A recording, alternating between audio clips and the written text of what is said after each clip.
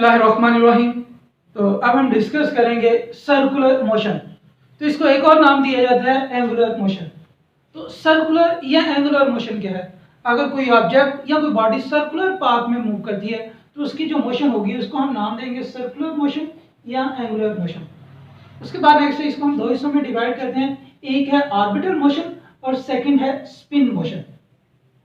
तो orbital motion ऐसी motion होती है जिसमें कोई ऑब्जेक्ट एक सर्कुलर पाथ में मूव करता है, एक ऑर्बिट में मूव करता है। जैसे जो अर्थ है ये सन के गिर्द एक सर्कुलर ऑर्बिट में रिवॉल्व कर रही है, तो इसकी जो मोशन होगी वो ऑर्बिटल मोशन होगी। और ऑर्बिटल मोशन में जो एक्सिस ऑफ रोटेशन होता है वो ऑब्जेक्ट या बॉडी के आउटसाइड होगा। तो इसमें ये अर्थ है, इसका ये एक्सिस ऑफ रोटेशन है। तो ऑर्बिटल मोशन में क्या होगा? Axis of rotation lies outside body. तो ये एमसीक्यू आ सकता है।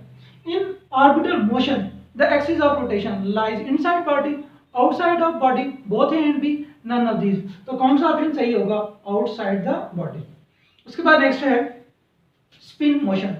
तो स्पिन मोशन कौन सी होती है? ऐसी मोशन जिसमें कोई ऑब्जेक्ट अपने एक्सिस के गिर्द रिवॉल्व करता है, तो उस मोशन को हम क्या नाम देते हैं? Spin motion. जैसे आपने लट्टू को देखा होगा, तो वो क्या करता है, जब उसको हम रस्सी से खींच के फेंकते हैं तो वो क्या करना शुरू करते हैं? अपने एक्सिस के गिर्द रिवॉल्व करना शुरू कर देते हैं, तो उसकी मोशन कौन सी है? Spin motion.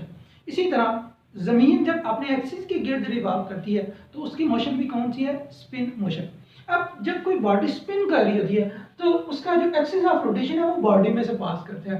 तो नेक्स्ट है इसकी एग्जांपल हमारे पास क्या आता है कि motion of earth around its own axis.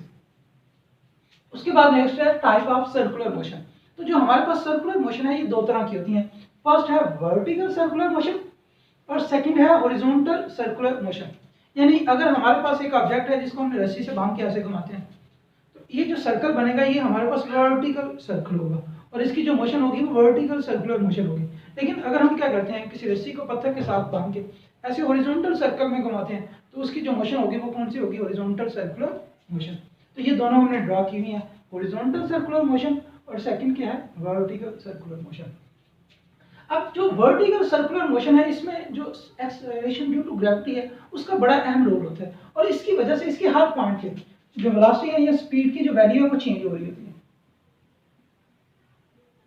Due to gravity. लेकिन इसमें हमारे पास क्या होता है, जो एक्सेलरेशन है वो कंटिन्यूअसली चेंज होता है। इसमें स्पीड कांस्टेंट रहेगी लेकिन हम कांस्टेंट रख सकते हैं, लेकिन डायरेक्शन चेंज होने की वजह से जो वेलोसिटी है वो कंटिन्यूअसली क्या होगी? चेंज होगी और उसकी वजह से क्या प्रोड्यूस होगा? एक्सेलरेशन। नेक्स्ट इसके रेलेवेंट हमारे पास बहुत अहम है MCQ. The value of critical velocity in vertical circular motion at P point is. यानी हमारे पास जो वर्टिकल सर्कुलर मोशन है तो इसकी इस पीक पॉइंट पे जो मिनिमम वेलोसिटी रिक्वायर्ड होगी इसको सर्कुलर पाथ में मूव करने के लिए उसकी वैल्यू क्या होगी वो हमें फाइंड करनी है। तो ये इसको हम फाइंड करने के लिए फर्दर रिसर्च डिस्कस करते हैं। तो इसमें क्या है कि वर्टिकल सर्कुलर मोशन को हम स्टडी कर रहे हैं, यानी ये कोई ऑब्जेक्ट है जो वर्टिकल सर्कल में मूव कर रहा है, उसमें ये हाईएस्ट पॉइंट है और ये हमारे पास क्या है? Lowest point. और ये हमने जनरल रिलेशन फाइंड करने के लिए एक पॉइंट पी ले लिया। तो सबसे पहले हमें क्या करना है, जो इक्वेशन है हाईएस्ट पॉइंट एच के लिए उसको फाइंड करते हैं। तो हाईएस्ट पॉइंट पे अगर हम देखें तो रस्सी की जो टेंशन है वो भी इनवर्ड है और जो हाईएस्ट पॉइंट पे तो उसका वेट डाउनवर्ड है। तो लिहाजा ये दोनों चीजें यानी टेंशन और वेट ये दोनों सेम डायरेक्शन में है, तो लिहाजा जो नेट फोर्स होगी वो हमारे पास आ जाएगी T प्लस mg। तो ये जो नेट फोर्स है T प्लस mg ये सेंट्रीपिटल फोर्स प्रोवाइड करेगी mv स्क्वायर अगर r। यानी हमारे पास ये इक्वेशन आ जाएगी T plus mg is equal to mv square अगर r। यहाँ से अगर हमें टेंशन फाइंड करना हो तो ये mg इस तरफ प्लस और इस तरफ जाके क्या आ जाएगा? माइनस। तो T आ जाएगा mv स्क्वायर अगर r माइनस mg। अब यहाँ पे एक और बात ध्यान में रखनी है एमसीक्यू के लिए कि इस पॉइंट पे टेंशन क्या जीरो हो सकते हैं? तो इस पॉइंट पे टेंशन जीरो हो भी सकते हैं और नहीं भी। अब कौन सी ऐसी कंडीशन होगी, under what condition at P point the value of tension in string is zero? तो वो उस वक्त जीरो होगी जब जो एक्सेलरेशन है इसका सेंट्रीपिटल एक्सेलरेशन जो है वो ग्रेविटेशनल एक्सेलरेशन की इक्वल आ जाए। यानी ये सेंट्रीपिटल एक्सेलरेशन किसके इक्वल हो? ग्रेविटेशनल एक्सेलरेशन के। अगर इसके इक्वल होगा तो क्या होगा? तो ये है हमारे पास v स्क्वायर ओवर r। तो ये भी mg आ जाएगा, ये भी mg आ जाएगा। तो mg माइनस mg किसके इक्वल आ जाएगा? जीरो। तो लिहाजा हमारे पास टेंशन किसके इक्वल होगा? जीरो। तो क्वेश्चन पूछा जा सकता है under which condition tension in string is zero the value of acceleration is. तो उस समय हमारे पास एक्सेलरेशन या सेंट्रीपिटल एक्सेलरेशन जो है वो किसके इक्वल होगा, ग्रेविटेशनल एक्सेलरेशन के इक्वल होगा। तो तब हमारे पास टेंशन किसके इक्वल होगी, पीक पॉइंट पे जीरो होगी।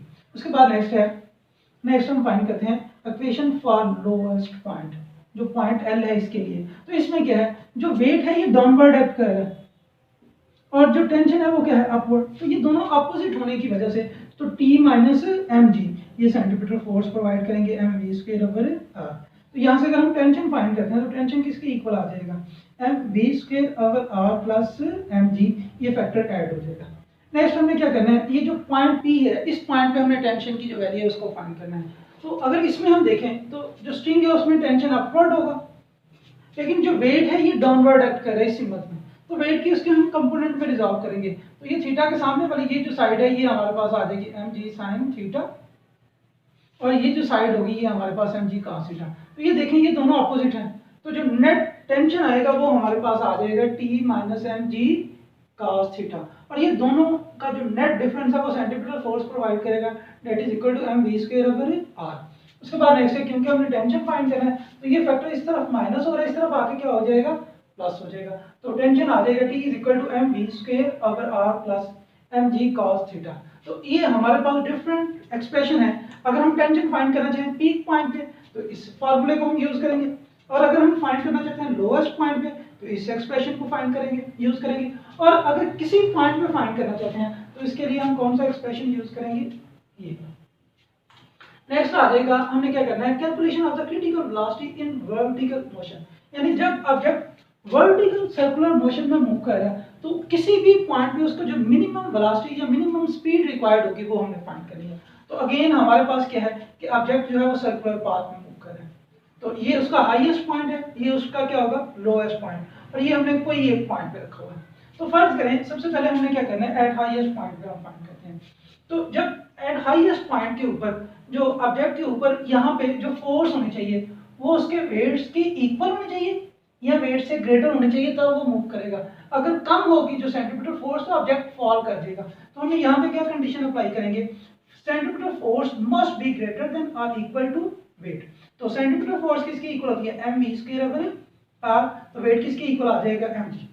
अब हम मिनिमम फाइंड करना चाहते हैं, तो मिनिमम के लिए क्या है कि ये क्या हो कि फॉर मिनिमम कंडीशन के लिए सेंट्रीपिटल फोर्स किसके इक्वल होनी चाहिए, वेट के लिए। तो हमने इसको वेट के इक्वल रख दिया, M V square over R is equal to M जी।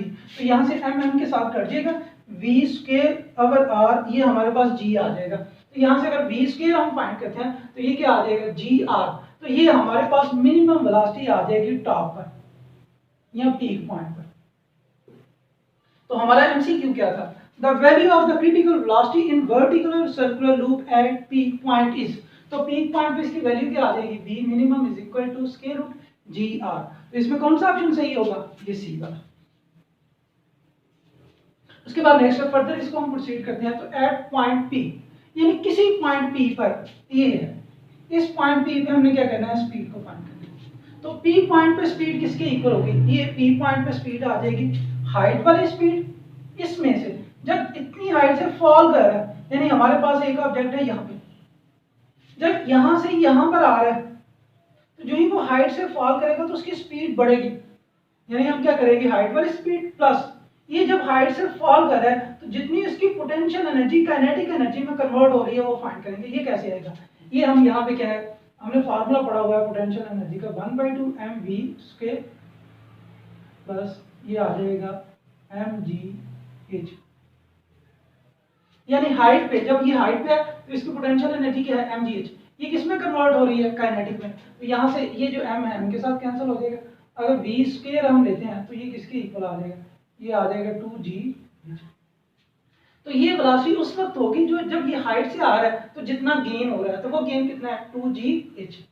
अब यहाँ पे हमने जो vh है यानी पीक पॉइंट पे वैल्यू हमने फाइंड की थी वो किसके इक्वल थी, that is equal to gr। तो इसकी जगह पे हम क्या रख लेंगे, gr 2g। नेक्स्ट हमने हाइट फाइंड करनी है, तो ये हाइट यहाँ से लेके यहाँ तक, तो इस फासले का तो हमें पता है कि ये हमारे पास किसके इक्वल है, रेडियस के इक्वल है। नेक्स्ट हमें ये डिस्टेंस फाइंड करना था। तो इस पॉइंट का जो एंगल बन रहा है ये हमारे पास थीटा है। हम क्या करेंगे, और ये रेडियस की वैल्यू सेम रहेगी, इस आर को उसके कंपोनेंट में डिसॉल्व करेंगे। तो थीटा की जो सामने वाली साइड होती है वो हमारे पास परपेंडिकुलर होगा, तो ये आ जाएगा आर साइन थीटा, और ये जो साइड होगी ये किसके इक्वल आ जाएगी, आर कॉस थीटा। अब अगर हम हाइट देखें तो इस हाइट में दो चीजें होंगी, एक तो ये रेडियस आ जाएगा प्लस ये फैक्टर आ जाएगा, यानी हम हाइट किसके इक्वल आ जाएगी, R plus R cos theta. तो इस हाइट की जगह पे हम ये वैल्यू रख देंगे R plus R cos theta. Next हमें क्या करना है, 2gr को इसके साथ मल्टीप्लाई किया तो ये आ जाएगा 2gr प्लस इसके साथ मल्टीप्लाई करेंगे तो ये आ जाएगा 2gr cos थीटा। तो ये भी gr है, ये 2gr है, जब इन दोनों को ऐड करेंगे तो हमारे पास वैल्यू आ जाएगी 3gr।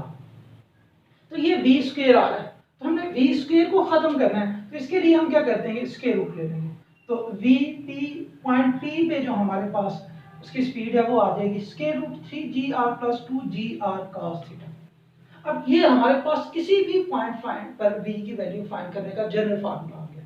अब नेक्स्ट है कि अगर हमारे पास ये जो पॉइंट है ये यहाँ पर आ जाए, अगर यही पॉइंट मूव करते हुए यहाँ पे आ जाए तो ये जो एंगल थीटा बन रहा है, जब ये पॉइंट यहाँ पर आएगा तो ये जो एंगल थीटा होगा ये 0 डिग्री आ जाएगा। जब ये एंगल 0 होगा तो यहाँ पे हम cos 0 रख देंगे, तो cos 0 किसके इक्वल होता है, 1 के इक्वल होता है। तो इसकी जगह पे जब हम 1 रखेंगे तो 2gr ये आ जाएगा, 3gr ये आ जाएगा। तो हमारे पास लोएस्ट पॉइंट पे जो उसकी मिनिमम वेलोसिटी उसको सर्कुलर पाथ में मूव करने के लिए रिक्वायर्ड होगी वो कितनी होगी, वो आ जाएगी 5gr। अब यहाँ से भी एमसीक्यू आ सकता है, पूछा जा सकता है the value of critical velocity in vertical circular motion eight lowest point is. तो जब लोएस्ट पॉइंट होगी तो उसका ऑप्शन कौन सा सही होगा, 5gr। उसके बाद नेक्स्ट है, अगर हम मिड पॉइंट पे फाइंड करना चाहते हैं, यानी ये पॉइंट P था, इसको हम इस तरफ नहीं लेकर आते बल्कि मिड पॉइंट पर लेकर चले जाते हैं। तो जब ये मिड पॉइंट यहाँ पर आएगा तो ये जो टोटल एंगल हमारे पास बनेगा मिड पॉइंट में, तो ये एंगल 90 डिग्री आ जाएगा। तो जो cos 90 होता है ये हमारे पास 0 के इक्वल होता है, किसके इक्वल होता है, 0। तो जब इसकी जगह हम 0 रखेंगे तो ये सारी की सारी टर्म्स क्या हो जाएगी, 0, और मिड पॉइंट पे जो क्रिटिकल वेलोसिटी की वैल्यू है वो कितनी होगी, 3gr।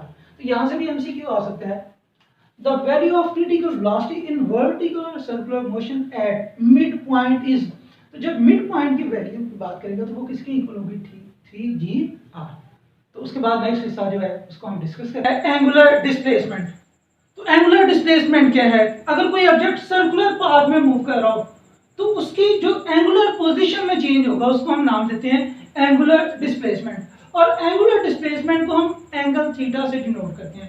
उसके बाद नेक्स्ट है फॉर अ स्मॉल वैल्यू। जो एंगुलर डिस्प्लेसमेंट है ये हमारे पास वेक्टर क्वांटिटी है, क्यों, जब स्मॉल वैल्यू होगी जो वेक्टर्स लॉज हैं जैसे a plus B is equal to B plus A, तो ये वेक्टर्स लॉ को क्या करता है, ओबे करता है, फॉलो करता है। तो उस वक्त ये हमारे पास कौन सी क्वांटिटी है, वेक्टर। उसके बाद नेक्स्ट है अगर कोई ऑब्जेक्ट जो है वो सर्कुलर पाथ में मूव कर रहा है और उसकी जो रोटेशन है वो एंटी क्लॉकवाइज है, तो उस कंडीशन में जो एंगुलर डिस्प्लेसमेंट है ये हमारे पास पॉजिटिव होगा। लेकिन अगर उसकी जो रोटेशन है वो क्लॉकवाइज हो तो एंगुलर डिस्प्लेसमेंट की वैल्यू क्या होगी, नेगेटिव आ जाएगी। ये भी एमसीक्यू आ सकता है कि for anti clockwise rotation angular displacement is, तो वो पॉजिटिव होगा, और क्लॉकवाइज रोटेशन के लिए क्या आ जाएगा, नेगेटिव आ जाएगा। नेक्स्ट है इसकी जो डायरेक्शन होती है that is along axis of rotation, और एंगुलर डिस्प्लेसमेंट की जो डायरेक्शन है वो हम राइट हैंड की मदद से फाइंड करते हैं, राइट हैंड रूल की मदद से। इसके लिए हम क्या करेंगे, जो एक्सिस ऑफ रोटेशन है उसको हम राइट हैंड में पकड़ेंगे और अपने फिंगर को उस सिम्मत में बेंड करेंगे जिस सिम्मत में बॉडी क्या कर रही है, रोटेट कर रही है। तो अरेक्ट थंब जो है ये हमें एंगुलर डिस्प्लेसमेंट की डायरेक्शन को रिप्रेजेंट करेगा।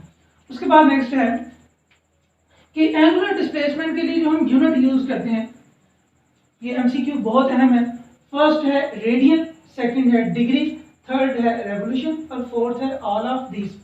अब इस तरह देखा गया है कि बार स्टूडेंट क्या कर देते हैं, यहाँ पे गलती कर देते हैं कि वो कह देते हैं कि रेडियन, लेकिन जब हम एंगुलर डिस्प्लेसमेंट की सिर्फ बात की जाए तो उसके जो यूनिट यूज होंगे वो तीनों हैं, तो ऑल ऑफ दिस इसका ऑप्शन सही होगा। लेकिन अगर इसी क्वेश्चन को थोड़ा सा चेंज कर दिया जाए, SI unit of angular displacement is, तो इसके जो एसआई यूनिट होंगे वो हमारे पास क्या आ जाएंगे, वो रेडियन होंगे। यानी जब एमसीक्यू इस तरह से आ जाए कि SI unit of angular displacement, तो फिर करेक्ट ऑप्शन कौन सा होगा, रेडियन होगा। उसके बाद नेक्स्ट है कि रेडियन है क्या, तो ये हमारे पास एसआई यूनिट है एंगुलर डिस्प्लेसमेंट का। और ये प्लेन एंगल के लिए इसको यूज किया जाता है।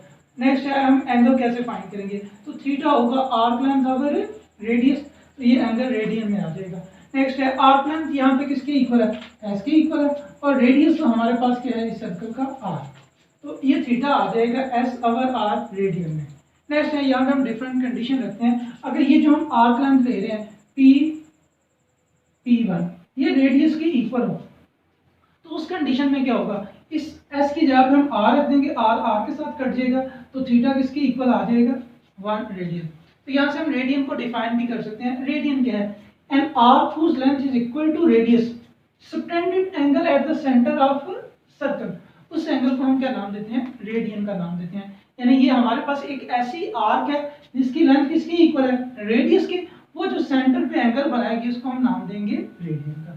नेक्स्ट है, अगर ये जो आर्क है ये एक कंप्लीट रेवोल्यूशन के इक्वल आ रही है, यानी ये पूरा चक्कर कंप्लीट करे, तो फॉर कंप्लीट रेवोल्यूशन के लिए जो आर्क होगी वो किसकी इक्वल आ जाएगी 2 पाई आर। तो इस s की जगह पे हम क्या रख देंगे 2 पाई आर, तो ये r के साथ कैंसिल हो जाएगा, तो हमारे पास जो एंगल होगा वो किसके इक्वल आ जाएगा 2 पाई रेडियन। तो यहाँ से भी एक बहुत अहम एमसीक्यू आ जाता है, for complete rotation the numbers of radian is, तो वो हमारे पास किसके इक्वल होंगे 2 पाई रेडियन। अगर हाफ में पूछ लिया जाए तो हाफ जो रोटेशन होगी उसमें जो नंबर्स ऑफ रेडियंस कितने होंगे, वो पाई रेडियन आ जाएंगे। नेक्स्ट है कि अगर हम कंप्लीट रोटेशन के लिए एंगल जो है वो डिग्री में लेते हैं, तो कंप्लीट रोटेशन में जो एंगल होगा वो 360 डिग्री होगा।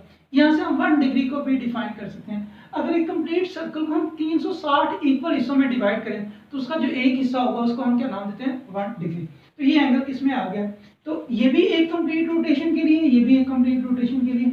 अगर दोनों को हम कंपेयर करते हैं तो 2 पाई रेडियन किसके इक्वल आ जाएगा 360 डिग्री, तो वहां से 1 रेडियन को अगर हम फाइंड करते हैं तो वो किसके इक्वल आ जाएगा 57.3 डिग्री।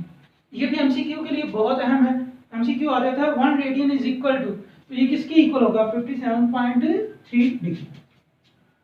उसके बाद नेक्स्ट है एक और तरह से एमसीक्यू आ जाता है, ये पूछा जा सकता है कि बताएं कि 1 डिग्री के अंदर कितने रेडियन है, तो इसके लिए हम क्या कर देंगे, ये 57.3 जो इस तरफ जाकर डिवाइड हो जाएगा, यानी हमने जब 1 डिग्री फाइंड किया तो 1 और 57.3, तो इसको डिवाइड करेंगे तो 1 डिग्री के अंदर हमारे पास रेडियन कितने होंगे, ये आ जाएगा 0.0174। तो ये भी एमसीक्यू के लिए इंपॉर्टेंट है। उसके बाद नेक्स्ट है एंगुलर वेलोसिटी। तो एंगुलर वेलोसिटी क्या होगी, time rate of change of angular displacement, इसको हम नाम देते हैं एंगुलर वेलोसिटी। इसको ज़ाहिर किया जाता है ओमेगा के साथ। तो बिल्कुल उसी तरह जैसे हमारे पास एंगुलर डिस्प्लेसमेंट शॉर्ट वैल्यू के लिए, स्मॉल वैल्यू के लिए वेक्टर क्वांटिटी थी, इसी तरह ये भी क्या होगी फॉर स्मॉल वैल्यू वेक्टर। इसके भी हम 2 यूनिट यूज करते हैं, एक यूनिट है हमारे पास रेडियन पर सेकंड और सेकंड है इसका यूनिट रेवोल्यूशन पर मिनट। लेकिन जब ऐसे यूनिट पूछा जाएगा तो इसका जो ऐसे यूनिट होगा वो हमारे पास क्या होगा रेडियन पर सेकंड आ जाएगा। उसके बाद नेक्स्ट है कि लीनियर वेलोसिटी और एंगुलर वेलोसिटी के दरमियान क्या रिलेशन होता है, तो इनके दरमियान जो रिलेशन है v is equal to R omega. अगर इसको हम वेक्टर फॉर्म में लिखना चाहते हैं तो इसकी वेक्टर फॉर्म क्या आ जाएगी, v vector is equal to omega cross R vector. Next यहाँ से हम नेक्स्ट डेफिनेशन करेंगे एवरेज एंगुलर वेलोसिटी। तो इसमें हम लेते हैं total angular displacement divided by total time, तो इनकी जो रेशियो होगी वो हमें क्या बताएगी एवरेज एंगुलर वेलोसिटी। तो अगर हमारे पास टोटल एंगुलर डिस्प्लेसमेंट वो कितना है डेल्टा थीटा, और उसके लिए जो टोटल टाइम टेकन है वो कितना है डेल्टा टी, तो ये हमें किसको रिप्रेजेंट बताएगी एवरेज एंगुलर वेलोसिटी को। उसके बाद नेक्स्ट है इंस्टेंटेनियस एंगुलर वेलोसिटी। तो इसमें हम क्या करते हैं लिमिटिंग वैल्यू लेते हैं delta theta over delta T की, जिसमें time interval delta T approaches to क्या होगा 0, तो उसको हम नाम देते हैं इंस्टेंटेनियस एंगुलर वेलोसिटी।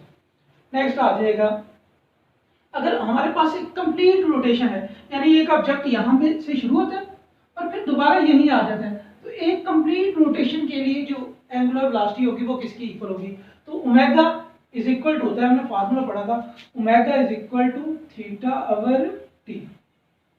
जब कंप्लीट रोटेशन होगा तो कंप्लीट रोटेशन के लिए थीटा किसके इक्वल होता है that is equal to 2 pi, time किसके इक्वल आ जाएगा ठीक है, तो ये हमारे पास ओमेगा आ जाएगा कंप्लीट रोटेशन के लिए omega is equal to 2 pi over T. उसके बाद नेक्स्ट है अगर हम क्या करना चाहते हैं एंगुलर वेलोसिटी फाइंड करना चाहते हैं मिनट हैंड, यानी हमारी जो घड़ी है जो क्लॉक है उसमें 2 तरह की नीडल्स होंगी, एक मिनट को रिप्रेजेंट कर रही होती है और दूसरी आवर को रिप्रेजेंट कर रही है। तो यहाँ पे हमने क्या फाइंड करना है, जो मिनट हैंड है, जो मिनट वाली सुई है, उसकी जो एंगुलर वेलोसिटी है वो कितनी होगी, इसको हमने फाइंड करना है। तो ये भी एमसीक्यू के लिए बहुत अहम है। The angular velocity of minute hand, तो उसके लिए हम फार्मूला वही यूज करेंगे, omega is equal to 2 pi over T. तो ओमेगा तो वही आ जाएगा 2 पाई के इक्वल। और टाइम कितना होगा, जो मिनट हैंड है ये अपना एक पूरा चक्कर कंप्लीट करती है 1 आवर में। तो एक आवर में हमारे पास कितने मिनट होते हैं, 60 मिनट। अब 60 मिनट को अगर हम सेकंड में लेकर आना चाहते हैं तो हम 60 के साथ मल्टीप्लाई कर देंगे, तो ये 3600 सेकंड आ जाएंगे।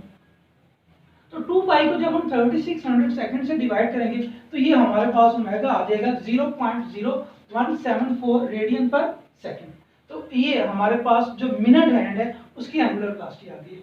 उसके बाद नेक्स्ट हमने क्या करना है, एंगुलर वेलोसिटी फाइंड करनी है आवर हैंड की। ये भी हमारे पास अहम एमसीक्यू है। तो आवर हैंड क्या है, जो हमारे पास आवर वाली नीडल है वो अपना एक पूरा चक्कर कितनी देर में कंप्लीट करती है, तो 12 आवर के बाद एक पूरा चक्कर कंप्लीट कर लेती है। तो यानी यहाँ पे 2 पाई और जो टाइम आएगा वो हमारे पास 12 आवर आ जाएगा। तो इस आवर को हमें क्या करना है, सेकंड में कन्वर्ट करना है। तो ये 2 पाई, तो आवर में कितने सेकंड आ जाएंगे, 3600 सेकंड। तो इसको डिवाइड करेंगे तो हमारे पास ये ओमेगा की वैल्यू आ जाएगी 0.0014 रेडियन पर सेकंड। तो ये भी एमसीक्यू के लिए बहुत अहम है।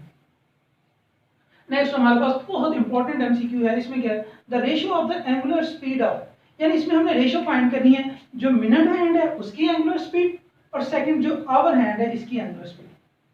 यानी एंगुलर स्पीड हमारे पास मिनट है, उसको मैं ओमेगा मिनट कह देता हूँ, और angular speed of hour hand, इनकी रेशियो फाइंड करनी है। तो मिनट हैंड की जब हम फाइंड करेंगे तो मिनट हैंड के लिए हमारे पास क्या आ जाएगा, इसको आप ऐसे लिख सकते हैं 2 पाई आवर 60 मिनट, मैं मिनट में रहने देता हूँ, डिवाइडेड बाय आवर हैंड अगर मैं लिखता हूँ तो ये क्या आ जाएगा 2 पाई आवर। 12 आवर में कर दिया है तो ये आ जाएगा 12 आवर, और साथ हम आवर को अगर मिनट में लेकर आना चाहते हैं तो ये 60 आ जाएगा।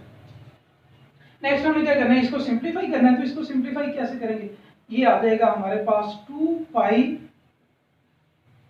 ओवर 16 मल्टीप्लाई, ये डिनोमिनेटर का डिनोमिनेटर है तो ये न्यूमिनेटर में आ जाएगा। 2 पाई के साथ कैंसिल हो जाएगा, 60 के साथ कैंसिल हो जाएगा।